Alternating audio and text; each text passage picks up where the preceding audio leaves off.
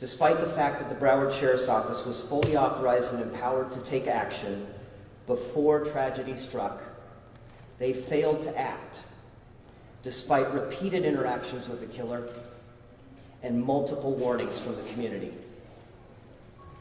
The Marjory Stoneman Douglas Public Safety Commission recently found that under Scott Israel, equipment and training necessary for effective response to mass casualty events was sporadic and inconsistent.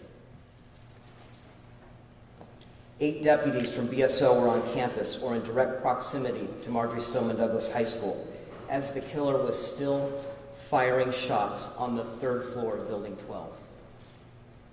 Not a single one of these deputies entered Building 12 in pursuit of the killer. Several deputies took time to put on their ballistic vests prior to going onto the campus, while others remained off campus. There was no sense of urgency. Despite these 8 deputies hearing gunshots on a school campus. Given the fact that 8 deputies performed so poorly, it raised many questions about BSO's policy, culture, and the effectiveness of training. Scott Israel championed bad policy. Scott Israel was responsible for BSO's culture. Scott Israel accepted inadequate training. As Broward Sheriff, Scott Israel was the #1 threat to public safety. We call on the Florida Senate to uphold Governor DeSantis' suspension of Scott Israel. Thank you. Following me is Gena Hoyer. Good morning. As Ryan said, my name is Gena Hoyer. My son Luke was one of the victims at Marjory Stoneman Douglas on February 14th. I miss him dearly. It is still hard to believe that those words come out of my mouth. There are many failures leading up to and on that day, and we are here today to address one of those failures, and that is Scott Israel. His deputies on the scene failed to react due to policies and his lack of training. His job was to prepare his organization for tragedies like this that my son suffered and 16 others, and he neglected to do just that.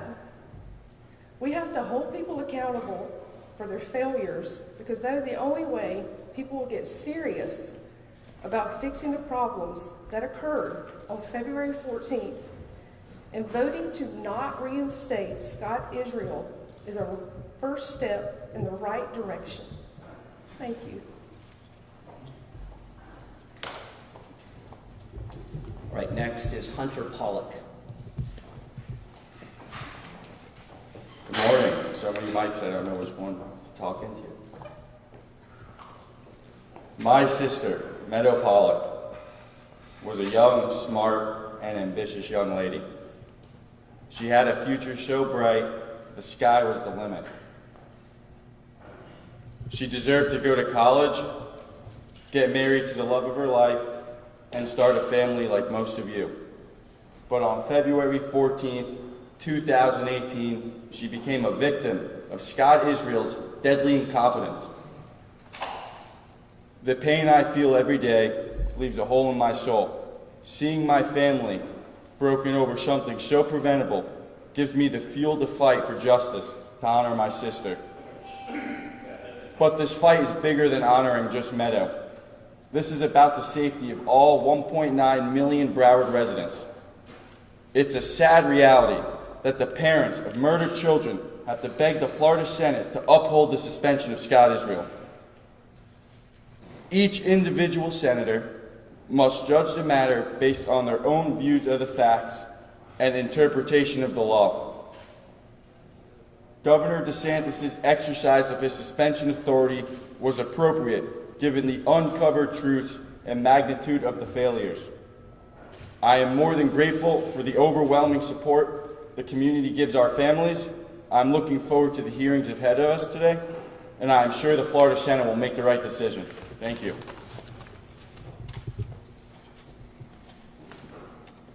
Next is Jennifer Montalto.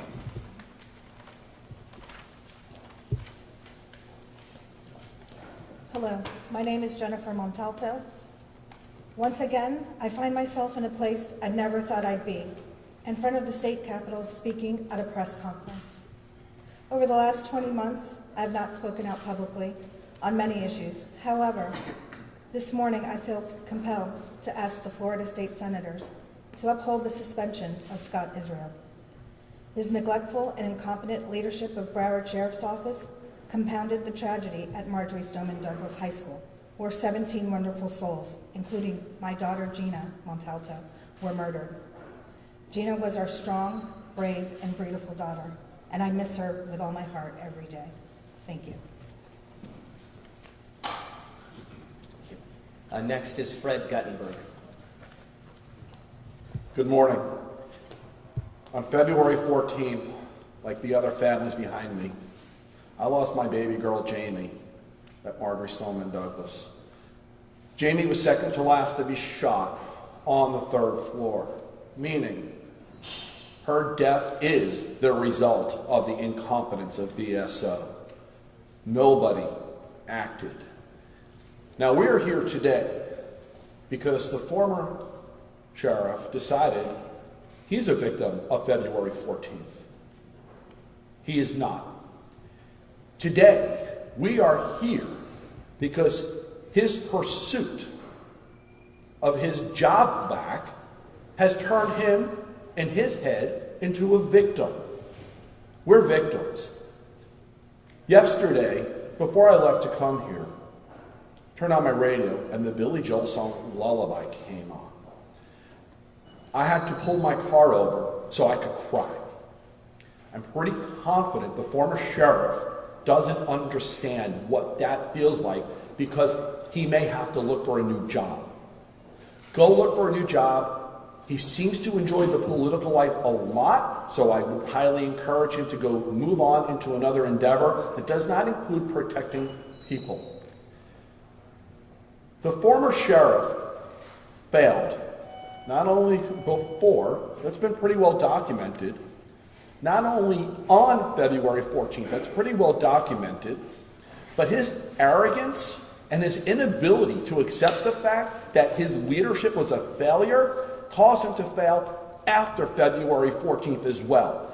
And I want everyone here to not forget, 3 weeks later, the killer's brother, who had a no trespass, made it onto the MSD campus. Why? Because 3 weeks after we lost people we love, a Broward Sheriff's deputy was sleeping in the parking lot, not protected. 9 months after this happened, the former sheriff had an opportunity to address the MSD Commission. I will deal with his testimony later, but I will tell you this, on that day that he had the opportunity to prepare for, he either lied on multiple occasions to the MSD Commission or he chose to be purposefully ignorant. Those are the only two options to many of the statements that he made on that day. That is failed leadership. That is somebody who does not deserve this job back. We stand here today, and I can assure you, we'd rather be elsewhere. I stand here today not as a typical ally of this governor, but I am on this. And I support him on this, and I am thankful that he led on this. Today, we're going to stand here and we're going to do everything we can to ensure that the citizens of Broward County are safe and stay safe, and that Scott Israel has nothing to do with their safety ever again. Thank you. Right. Next to speak is Tony Montalto.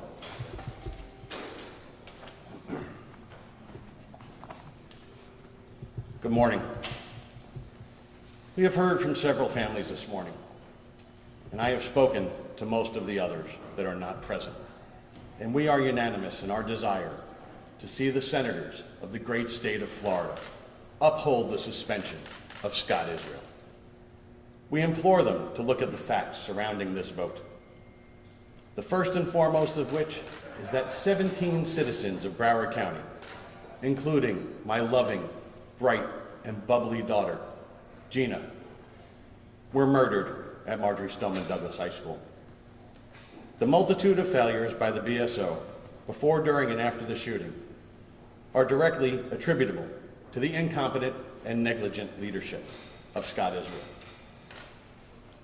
I have personally attended hundreds of hours of testimony before the MSD Commission, which investigated, among other things, the law enforcement response to the Parkland shooting. The Commission uncovered that persons employed by the Broward Sheriff's Office failed to follow proper procedures on at least 2 occasions when dealing with the accused shooter prior to 2/14/18. Most people know about the failure of Deputy Peterson to react properly that day. However, many are unaware that the MSD Commission also identifies a multitude of other deputies that responded improperly as shots rang out. Command and control failures by a sergeant, a captain, and a colonel delayed the response and compounded the tragedy. And last but not least, after the students returned to school, our community saw yet another failure when one of the BSO deputies guarding the school fell asleep in his car and allowed the shooter's brother to trespass on the campus. After this final straw, then Governor Scott assigned the Florida Highway Patrol to protect Marjory Stoneman Douglas High School, a change that was applauded by our community. When you connect the facts that have come to light, it is easy to see the systemic failures I referenced above can only be blamed on incompetent leadership. Mr. Israel, how can you even suggest that you should return as the sheriff of Broward County? It is unfathomable to our families and many other residents of Broward. However, we respect the process outlined in the Florida Constitution, and we expect each senator to vote based upon the facts and what is right for the residents of Broward. Our 17 families have learned that without safety and security, nothing else matters. We depended on the Broward Sheriff's Office to protect our families, and due to the neglectful leadership of Mr. Israel, many parts of the Broward Sheriff's Office failed us when we needed them most. The hardworking rank-and-file folks at the Broward County Sheriff's Office and every person residing in Broward deserves better. Thank you. Next to speak is Gena Hoyer. My name's Gena Hoyer. My big brother was Coach Aaron Weiss. He was the football coach at Marjory Stoneman Douglas High School, as well as security. On February 14th, he decided to go in to do what he does best, is to protect and keep people safe. That's who he was, and it's what he does. My whole family supports our governor's decision to keep Israel out as our sheriff. He does not belong there. He has no attributes of a leader. A leader knows when they've done something wrong, and a leader will say, we messed up, what do we need to do to fix it? He does not blame it on people underneath him, especially as a former captain to SWAT of Fort Lauderdale PD. He is taught to neutralize the threat, so why do we need a sheriff of BSO to be in charge if that's not what his people were trained to do? It's absolutely disgusting, and we're going to be here and we're going to fight to make sure that our people didn't die in vain. Thank you. All right, I'll finish with the final thought. And I'll address this to Scott Israel directly. Mr. Israel, you've drug our families back through all of the emotions and pain of February 14th. Do the honorable thing. Withdraw your petition and resign. Don't drag the Florida Senate through this. Don't drag the state through this. Don't drag Broward County through this. And leave, don't drag our families through this again. Thank you. Absolutely.